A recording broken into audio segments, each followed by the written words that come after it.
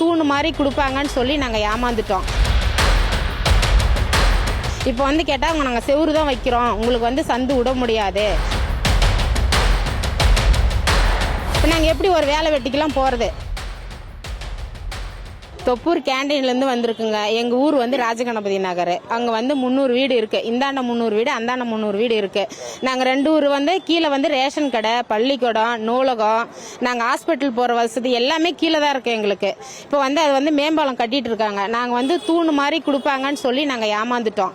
இப்போ வந்து கேட்டால் அவங்க நாங்கள் செவுறு தான் வைக்கிறோம், உங்களுக்கு வந்து சந்து விட முடியாது அப்படின்னு மாதிரி சொல்லிட்டாங்க. நாங்கள் வெள்ளிக்கிழமை போய் அவங்கள கேட்டோம். இவக்கரை இங்கே வந்து நாங்கள் வந்து எதுவும் பண்ண முடியாதமா, எங்களுக்கு வந்து மேப்பு வந்துருச்சு, நீங்கள் வந்து கலெக்டர் ஆஃபீஸில் போய் மனு கொடுத்துட்டு வந்து நீங்கள் பாருங்கள், எதாக இருந்தாலும் நாங்கள் வந்து தடம் விட மாட்டோம்னு சொல்லிட்டு அவங்க செவுறு வச்சிட்டு இருக்காங்க.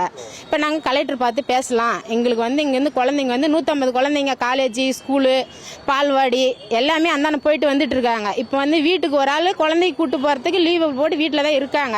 இப்போ நாங்கள் எப்படி ஒரு வேலை வெட்டிக்கெல்லாம் போகிறது? அதுக்கு முன்னே வந்து டீச்சர்ஸ் தாட்டி விட்டுருவாங்க பிள்ளைங்கள.